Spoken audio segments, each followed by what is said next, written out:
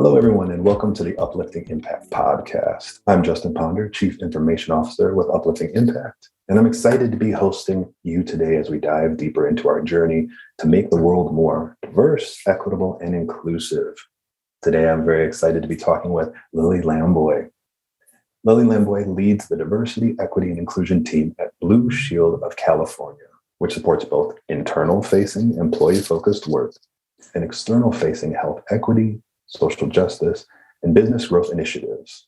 Before joining Blue Shield, she led the diversity, equity, and inclusion function at Stripe, where she spearheaded the company's cross-functional anti-racism initiative.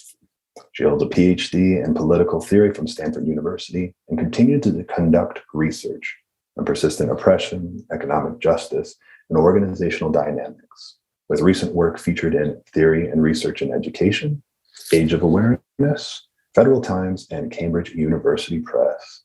Lily lives in Berkeley with her partner and 5 housemates and is a theater maker, singer, and enthusiastic home cook. Lily Lamboy, welcome to our show. Thank you so much, Justin. It is an honor to be here. All right, so first question, launching right into some things here. What are things that leaders can do to nurture a culture where people feel safe enough to be vulnerable about sharing difficult injustices, maybe even something that can be really difficult and even maybe traumatic for them, but it still is relevant to the workplace? How do you create that environment of what's often called psychological safety? Yeah, that's a great question. I think the first is by practicing that yourself. I think it's doing the work on your own as a leader to understand your own trauma, how that might be showing up and might be creating defenses or reactions, so that when you come to those conversations, you know how you're coming off and how you can be receptive and empathic and really hold space for others. So I think that's the first step, is really making sure that you do your own work in your own house. And then I think, secondly, modeling that. So, to the extent that you're comfortable as a leader, sharing that that's something that you value, that you actually, that people experience trauma in the workplace, or they bring trauma from outside the workplace into their dynamics and into their experiences. And just to open up that conversation, put no pressure on people to share, but to just acknowledge that that's something that impacts how people show up. And then I think the third piece is, when somebody does do something, if somebody, I think it's actually small things. If somebody does something like make a mistake on a project, or say the wrong thing in a meeting, being really compassionate and kind, because I think those small things create an atmosphere of trust. So I think if you react poorly when somebody does something small that's work related, how could you possibly hope that they would bring you something larger that's not not obviously or traditionally work related? So I think that you can do a lot in the way that you just interact with people to set up those conditions. And then I think that the final piece is really, when people do bring those things to you, to, listen, to ask questions, to take to really not overprescribe, but really to take a non-judgmental stance, and ensure that folks get immediate resources or support, that you follow up, that you proactively reach back out. You don't put it on the other person. I think that's a big thing as a leader, is you proactively making the space versus, waiting for people to come to you again. I think it's anxiety producing enough to bring these things up the first time. So I think there's a lot leaders can do to proactively make that space. And that's really great. Lots of tips on how to do this. What would you say to someone who questioned why they should do this? Yeah. My personal life is my personal life. My professional life is my professional life. But we've seen, especially in the last few years, the ways in which my personal life is overlapped with my social life and my social identities, which you said I bring to work. So what would you say to someone who says, that's not something for the workplace, that's for something at home? Why should they have these conversations in the first place? Yeah, I think we've seen so many examples in the last couple of years of how what's happening in the world is so directly impacting how people are able to hold capacity for work. The most obvious one is, your kids are at home and they're behind you and they're screaming, and you have to do something at work. And I think many people, there's a lot of leaders, a lot of people with, power within organizations are parents. So I think that for me, I observed was one of the first dynamics that opened up this conversation was people being like, well, my kids are at home and I now need to bring some of my personal life to the workplace. But I still saw some resistance around talking about racial injustice or talking about, how things in the news were affecting people. And I think that's starting to shift too. So, when I talk to people about this, I say, imagine if a loved one was really sick, or, had just gotten injured, how would that affect the way that you showed up to a team meeting, if you'd just gotten that news? Now imagine that you are part of a group that has, and this is an academic reference, linked fate, right? That you are part of a group where when something happens to a member of your group, simply because they are a member of that group, right? There's a hate crime, for example, that when that happens in the news, it feels like it's happening to you and the people that you love. You imagine that happening to your child. You imagine that happening to your best friend. And that causes the same amount of distraction and distress for so many people that sort of these more tangible examples cause. And so I often just try to work with people and say, can you imagine that? Can you empathize with that? And people, I think, over time have really started to say, oh, I really understand how that could impede your ability to just say, okay, well, we're at the daily stand-up reporting out on our sales numbers, that can feel really off.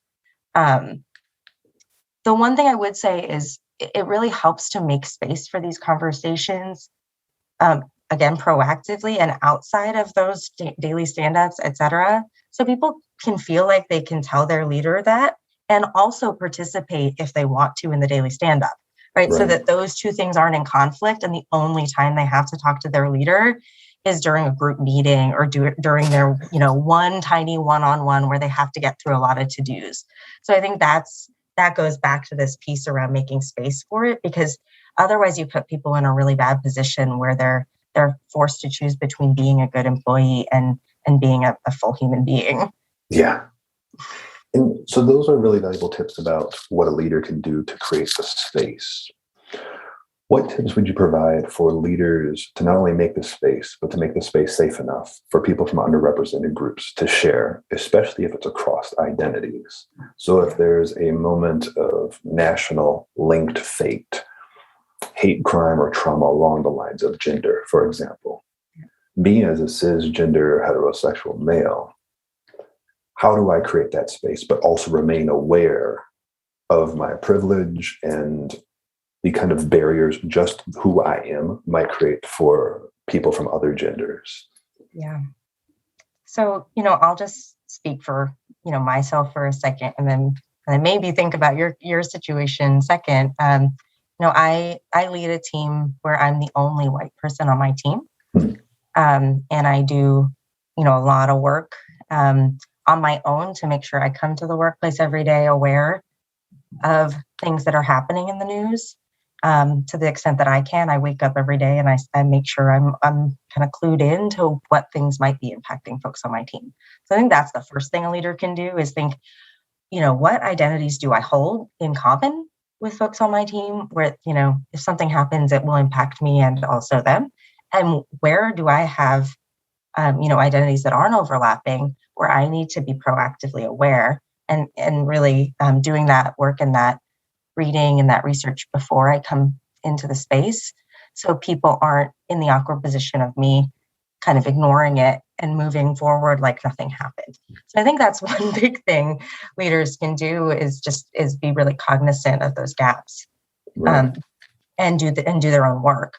I think the second thing is not taking up too much space while also making the space. Yes. So, not coming in.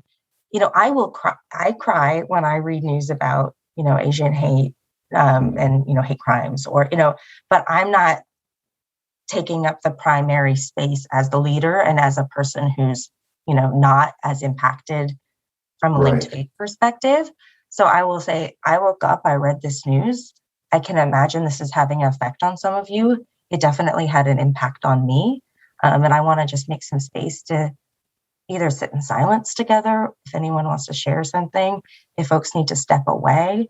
So really providing multiple options for people. Some people really want to talk about it. Some people just want an hour to digest. Right. Some people want to dive right into work. And honoring that all of those things are totally reasonable reactions, but it's up to the person who's affected to define what they need, and up to you as a leader to make those things possible. And I like what you said there about leaving space and like honoring the space that the individual has to feel to process it. But maybe I'm processing my tears and anger and on the drive to work. Exactly. So that way, when it comes time for people from those communities who've been more directly impacted, that it doesn't become all about me and my response and me and my outrage, me and my fear, me and my tears and anger and sadness. Now, what would you say to someone who says, what if I get it wrong? Lily, you're asking me to go into these really high stakes conversations. And it's one of the most common questions that we get is, but what if I say something wrong? Yep. And I think that there's some virtue to that question because it shows the deep desire to want to do no harm.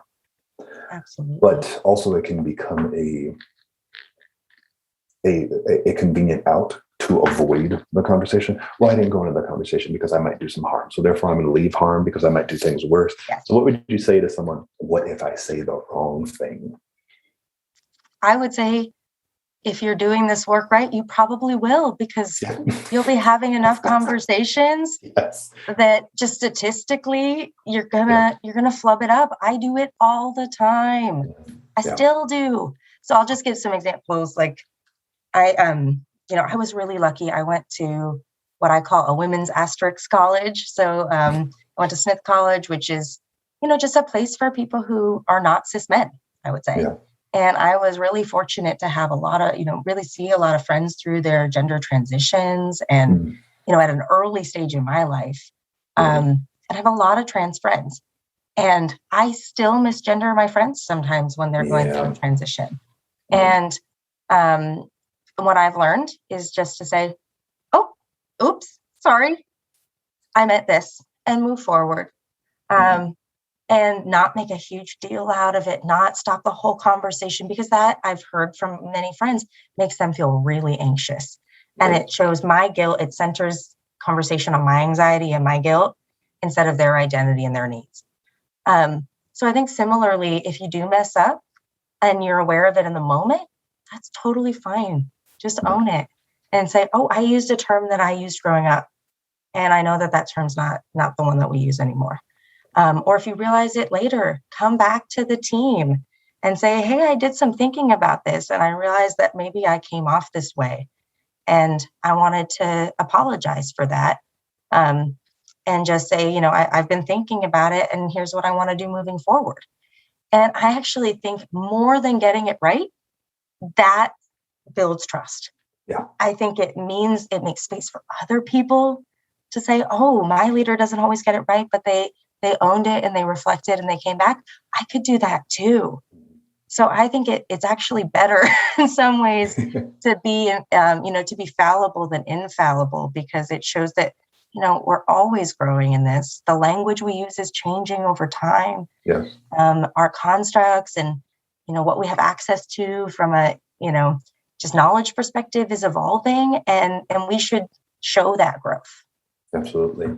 Show it's a process as opposed to just a product. Like, ta-da, I show up completely having figured it all out. Nope, I've stumbled through it. If only. So how do you set the firm boundaries, though? Like, you've mentioned quite a lot about making space and really kind of honoring the experience of people from underrepresented groups.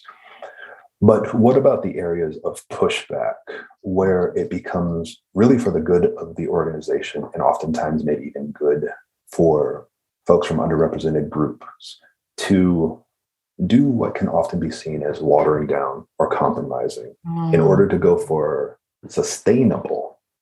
Yep. So, like if we're working with, like if some listeners out there are part of their DEI task force and they're working with a employee resource group who wants them to go further than they know the organization is able to go, how do you make the argument or weigh and like kind of balance out the need for sustainability with also the need to honor and respect the very deep desires of other demographics who want to move the agenda faster? So there's the folks who might say slow down. There's the folks who say we need to go faster. How do you find the balance and make sure it's authentic and real, but it's sustainable rather than just comfortable?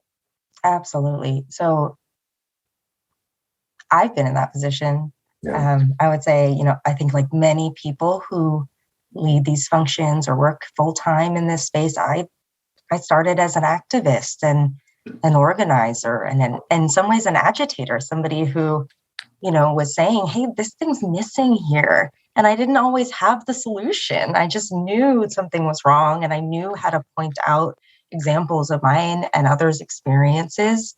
And that's incredibly valuable information for an organization to have and to be able to take those folks seriously and listen. So I would just say to the folks who feel that, they're pushing, that's actually sometimes a really vital part of a broader ecosystem of change. Yes. So, that's one thing to remember. There are lots of roles to play and that's one really valued role.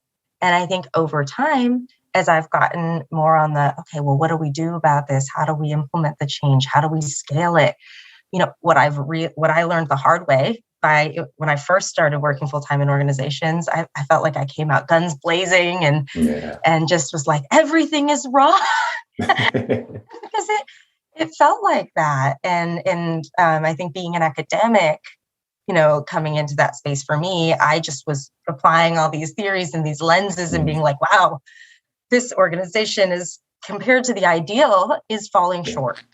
And I think over time working, on the leadership side, I've really come to appreciate having what I would call a roadmap view. So where do we want to end up? And how can we all really make space for wanting to arrive at a shared collective vision in the longer term that's different than where we're at now? And also recognize that that means there's a lot of steps we're going to take and a lot of competing priorities. And that, this is one of many important things the organization is doing. And that doesn't mean it's, I used to joke that DEI was everyone's seventh priority. It somehow always fell off the list every quarter, but like next quarter, we're going to work on it. So I think what I would say is, that's an area where you can push and should push, which is to say, here's why this needs to be a top-down leadership-led priority. That's a business priority.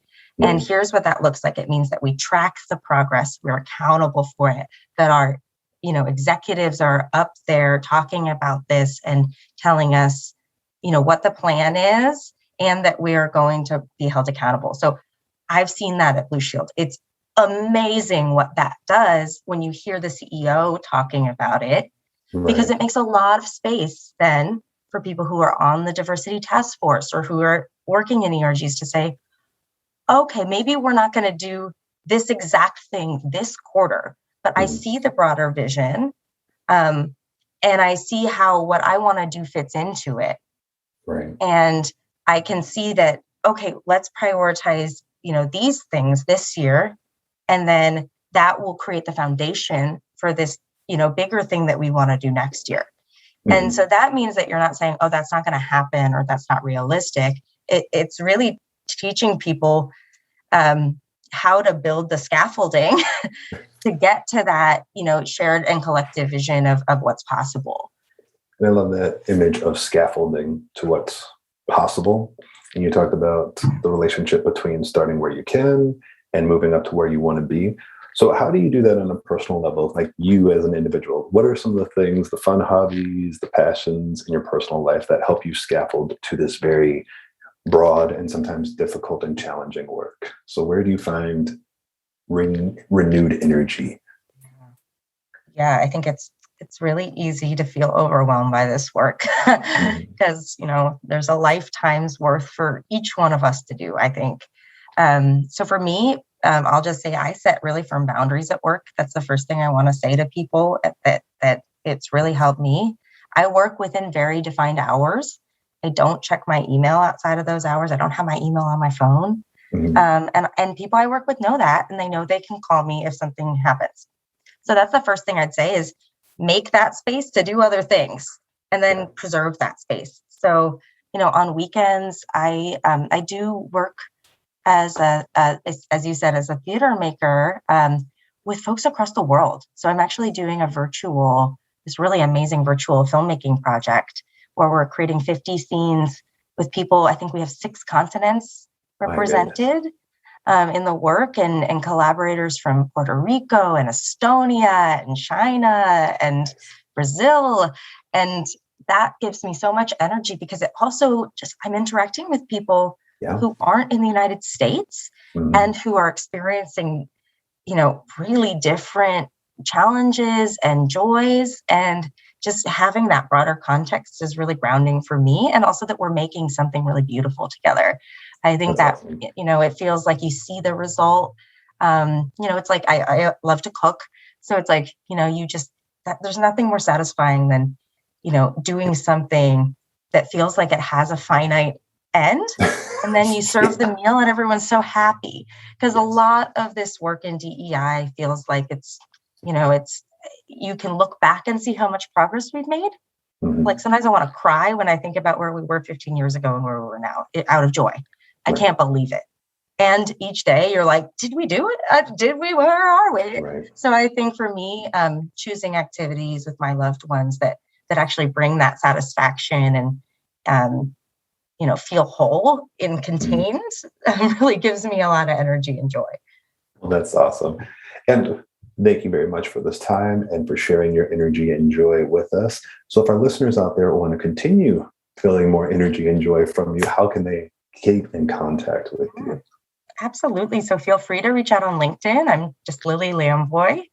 I'm also, am I on any other social? I think that's probably the best one for me. It's just to contact me on LinkedIn. I'm pretty active, and I keep my social media pretty personal to the extent that I'm even on it. I don't even have a Facebook news feed anymore. So I think that's probably the best way to reach out. And I really love to talk to folks who are getting started in the industry. So please don't hesitate. All right. Lily Lamboy, thank you very much for your time. Thank you, Justin. Yes. What a joy. And thank you to all of you out there listening. We're so glad you were able to tune into this episode of Uplifting Impact Podcast, but we need your help to continue uplifting the impact.